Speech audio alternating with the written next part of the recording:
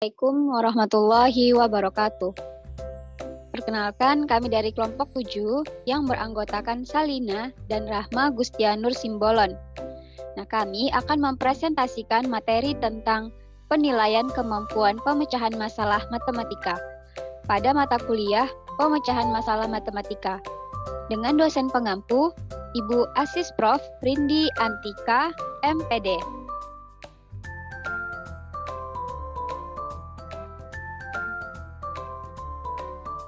Lanjut. Nah, baiklah, langsung saja kita masuk pada materi yang pertama, yaitu tentang penilaian kemampuan pemecahan masalah. Nah, kita sering dengar ya tentang penilaian kemampuan pemecahan masalah. Nah, apa sih kemampuan pemecahan masalah itu? Kemampuan pemecahan masalah matematis adalah suatu keterampilan pada diri peserta didik agar mampu menggunakan kegiatan matematik untuk memecahkan masalah dalam matematika, masalah dalam ilmu lain, dan masalah dalam kehidupan sehari-hari. Sujadi 1994 halaman 36. Nah, jadi kemampuan pemecahan masalah matematika itu adalah keterampilan yang dimiliki oleh siswa untuk memecahkan suatu masalah, baik itu masalah matematika, masalah di bidang ilmu lain, dan masalah dalam kehidupan sehari-hari. Nah, kemampuan pemecahan masalah sangat penting dalam matematika. Bukan saja bagi mereka yang di kemudian hari akan mendalami atau mempelajari matematika, melainkan juga bagi mereka yang akan menerapkannya dalam bidang studi lain dan dalam kehidupan sehari-hari. Rus Fandi, 2006, halaman 341. Nah, jadi kemampuan pemecahan masalah matematika ini sangat penting bagi kita, bukan hanya untuk mempelajari matematika saja, tetapi juga dalam bidang studi lain, baik itu fisika, kimia, dan lain-lainnya. Oke, selanjutnya. Nah, di sini ada definisi masalah matematis. Yang pertama, menurut Bell, tahun 1978, halaman 157. Ia menyatakan bahwa pertanyaan merupakan masalah bagi seseorang bila ia menyadari keberadaan situasi itu, mengakui bahwa situasi itu memerlukan tindakan, dan tidak dengan segera dapat menemukan pemecahan masalah atau penyelesaian situasi tersebut. Nah, jadi Bell ini mengemukakan bahwa pertanyaan yang tidak bisa atau tidak segera didapat solusinya itu adalah masalah. Nah, selanjutnya, menurut Dindial, tahun 2005, halaman 70. Ia mengemukakan bahwa suatu situasi disebut masalah jika terdapat beberapa kendala pada kemampuan pemecahan masalah. Adanya kendala tersebut menyebabkan seorang pemecah masalah tidak dapat memecahkan suatu masalah secara langsung. Nah, jadi menurut Dindial, suatu masalah itu apabila terjadi kendala pada pemecahan masalahnya yang tidak segera ditemukan solusi. Baik.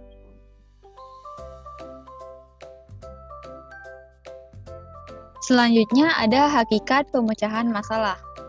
Polya mengartikan pemecahan masalah sebagai suatu usaha mencari jalan keluar dari suatu kesulitan guna mencapai suatu tujuan yang tidak begitu segera dapat dicapai.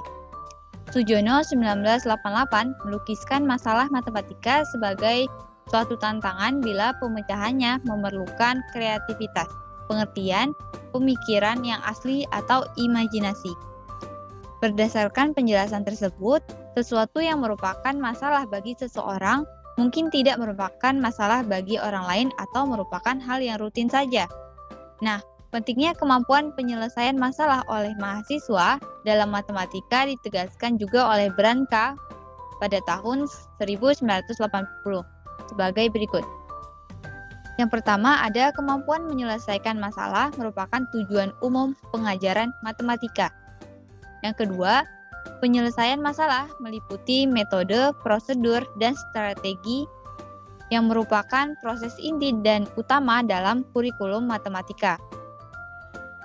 Yang ketiga, penyelesaian masalah merupakan kemampuan dasar dalam belajar matematika. Nah, selanjutnya ada langkah-langkah pemecahan masalah matematika.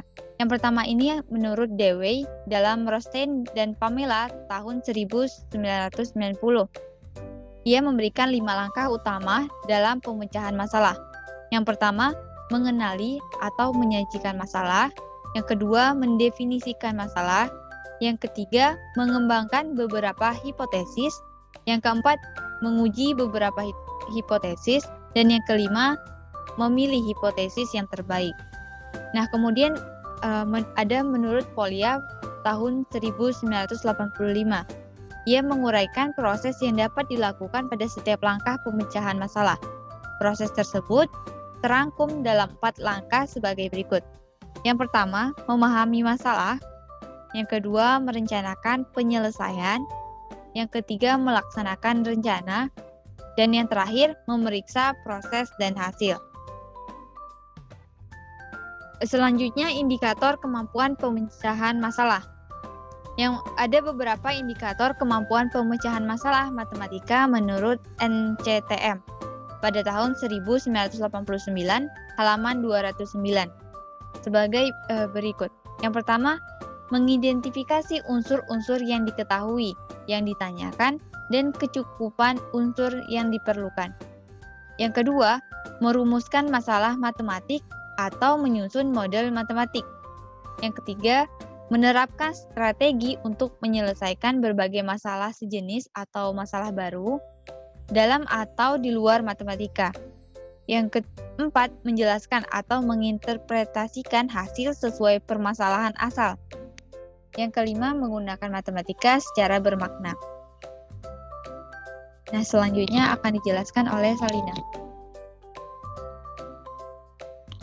Baiklah, selanjutnya ada mengukur kemampuan pemecahan masalah. Nah, mengukur kemampuan pemecahan masalah ini sangat penting oleh siswa. Nah, guru harus melakukan penilaian untuk mengukur sejauh mana kemampuan pemecahan masalah yang dimiliki oleh siswa. Nah, penilaian untuk setiap butir soal tes pemecahan masalah mengacu pada indikator. Nah, penilaian untuk setiap butir soal tes kemampuan pemecahan masalah matematis mengacu pada penilaian atau penskoran holistik. Dapat dilihat pada tabel di samping ini. Nah, jadi untuk penilaian tesnya itu ada beberapa skor. Nah, bisa dilihat untuk yang pertama itu ada mengidentifikasi unsur-unsur yang diketahui, lalu ada menerapkan strategi untuk menyelesaikan masalah, lalu ada menjelaskan dan menginterpretasikan hasil. Nah, skor 0 apabila siswa itu tidak ada identifikasi unsurnya, tidak ada strategi penyelesaian masalah, dan tidak ada penjelasan dan interpretasi. Skor 1 bagi siswa yang bisa mengidentifikasi unsur. Ada, namun salah. Strategi penyelesaian masalah ada, namun salah. Penjelasan dan interpretasi ada, namun salah. Selanjutnya, untuk siswa yang mendapat skor 2, apabila ia mengidentifikasi unsur kurang lengkap, strategi penyelesaian masalah kurang lengkap, dan penjelasan dan interpretasi ada, namun salah dan kurang lengkap. Selanjutnya, skor 3, apabila identifikasi unsur benar, namun kurang lengkap, strategi penyelesaian masalahnya benar, namun kurang lengkap. Selanjutnya, penjelasan dan interpretasi kurang lengkap. Nah, skor 4 atau skor maksimal apabila siswa itu dapat mengidentifikasi unsurnya lengkap dan benar. Strategi penyelesaian masalahnya lengkap dan benar, serta penjelasan dan interpretasinya lengkap dan benar. Baik, selanjutnya. Nah, pemahaman konsep. Apa saja sih yang dikatakan siswa ini memahami konsep? Nah, menurut Depdiknas, dalam Fajar 2009 halaman 13, terdapat indikator kemampuan pemahaman konsep sebagai berikut. Nah, yang pertama, apabila siswa itu dapat menyatakan ulang sebuah konsep. Yang kedua, dapat mengklasifikasikan objek-objek menurut sifat-sifat tertentu, sesuai dengan konsepnya. Yang ketiga, memberi contoh dan non-contoh dari konsep. Yang keempat, menyajikan konsep dalam berbagai bentuk representasi matematis. Yang kelima, dapat mengembangkan syarat perlu atau syarat cukup dari konsep. Yang keenam, dapat menggunakan prosedur atau operasi tertentu. Dan yang ketujuh, dapat mengaplikasikan konsep atau algoritma pemecahan masalah. Selanjutnya, nah, di sini juga ada pengembangan instrumen pemahaman konsep. Pengembangan instrumen pemahaman konsep ini sangat perlu dilakukan oleh seorang guru untuk melakukan instrumen tes. Nah, jadi untuk mendapatkan instrumen tes yang benar-benar valid atau dapat diandalkan dalam mengungkapkan data penelitian, maka instrumen tersebut disusun dengan langkah-langkah sebagai berikut. Yang pertama, guru itu harus membuat kisi-kisi soal yang di dalamnya menguraikan indikator pemahaman konsep matematis. Yang kedua, berdasarkan kisi-kisi tersebut, selanjutnya adalah menyusun butir-butir soal. Yang ketiga, setelah butir-butir soal itu dibuat, kemudian dilakukan validasi oleh pakar dengan maksud untuk mengetahui tingkat kebaikan isi, konstruk, dan redaksi sesuai dengan aspek yang diungkap. Yang keempat, melakukan uji coba pada respon untuk mengetahui keberadaan instrumen secara empirik, yaitu untuk mengetahui validitas butir, indeks kesukaran, daya pembeda soal, dan reliabilitas soal tersebut. Selanjutnya akan dijelaskan oleh Rahma. Nah, menurut Fauzan 2011, rubrik holistik adalah pedoman untuk menilai berdasarkan kesan keseluruhan atau kombinasi semua kriteria. Nah, teman-teman bisa lihat di sini ada tabel penskorannya. Yang pertama itu mengklasifikasikan objek menurut sifat-sifat tertentu. Kemudian menyajikan konsep ke bentuk representasi matematis. Kemudian menggunakan prosedur atau operasi tertentu. Dan mengaplikasikan konsep atau algoritma pemecahan masalah. Nah, untuk skor 0, tidak ada pengklasifikasian objek, tidak ada penyajian konsep, tidak ada prosedur operasi, dan tidak ada algoritma pemecahan masalah.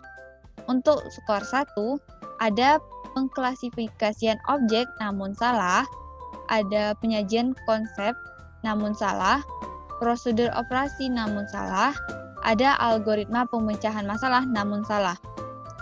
Kemudian untuk skor 2, pengklasifikasian objek kurang lengkap, penyajian konsep kurang lengkap, prosedur operasi kurang lengkap, dan algoritma pemecahan masalah kurang lengkap. Untuk skor 3, pengklasifikasian objek benar namun kurang lengkap, penyajian konsep benar namun kurang lengkap, prosedur operasi benar namun kurang lengkap, dan algoritma pemecahan masalah benar namun kurang lengkap. Nah, untuk skor 4, pengklasifikasian objek lengkap dan benar, penyajian konsep lengkap dan benar, prosedur operasi lengkap dan benar, dan algoritma pemecahan masalah lengkap dan benar. Nah, selanjutnya adalah hasil telaah artikel. Kami mengambil judul Peningkatan Kemampuan Pemecahan Masalah Matematika melalui Strategi Realistic Mathematics Education berbasis Grup Investigation Universitas Muhammadiyah Surakarta. Matematika merupakan ilmu universal yang mendasari perkembangan teknologi modern, mempunyai peran penting dalam berbagai disiplin dan memajukan daya pikir manusia. Ibrahim dan Suparni 2009 pada halaman 35. Nah, dalam pembelajaran matematika, ada beberapa kemampuan yang harus dimiliki siswa. Salah satunya adalah kemampuan pemecahan masalah. Kemampuan pemecahan masalah matematika ini sangat penting bagi siswa. Kemampuan pemecahan masalah matematika dalam artikel yang telah ditelaah ini adalah kemampuan siswa dalam menyelesaikan soal matematika berdasarkan langkah-langkah Polya. Adapun langkah-langkah pemecahan masalah menurut Polya yang pertama ada memahami masalah, merancang rencana penyelesaian, melaksanakan rencana penyelesaian, dan melihat kembali langkah penyelesaian. Nah, tujuan penelitian artikel ini adalah untuk meningkatkan kemampuan pemecahan masalah matematika dengan menerapkan strategi realistic mathematics education berbasis group investigation pada siswa kelas 8 SMP Muhammadiyah 7 Surakarta. Jenis penelitian ini adalah penelitian tindakan kelas yang dilaksanakan dalam 2 siklus. Penelitian ini dilakukan secara kolaborasi antara peneliti dengan guru matematika. Subjek penelitian ini adalah siswa dan guru matematika kelas 8B, dan teknik pengumpulan data digunakan adalah observasi, tes, dokumentasi, catatan lapangan, dan wawancara. Untuk teknis analisis data menggunakan metode alur yang terdiri dari reduksi data, penyajian data, dan verifikasi data. Kemudian, untuk hasil dari penelitian artikel ini menunjukkan adanya peningkatan kemampuan pemecahan masalah matematika. Adanya peningkatan kemampuan pemecahan masalah matematika ini dapat dilihat dari indikator sebagai berikut. Yang pertama, kemampuan memahami masalah. Sebelumnya tindakan adalah 35% dan setelah tindakan 85%. Kemudian kemampuan merancang rencana penyelesaian. Sebelumnya tindakan 25% dan setelahnya tindakan 75%. Yang ketiga, kemampuan melaksanakan rencana penyelesaian. Sebelumnya tindakan 20% dan setelahnya tindakan 70%. Yang keempat, kemampuan melihat kembali langkah penyelesaian. Sebelumnya tindakannya itu 15% dan setelahnya adalah 65%. Penelitian ini menyimpulkan bahwa penerapan strategi realistic mathematics education berbasis group investigation dapat meningkatkan kemampuan pemecahan masalah matematika pada siswa kelas 8B SMP Muhammadiyah 7 Surakarta. Nah, sekian dari presentasi kami. Kami akhiri. Wassalamualaikum warahmatullahi wabarakatuh.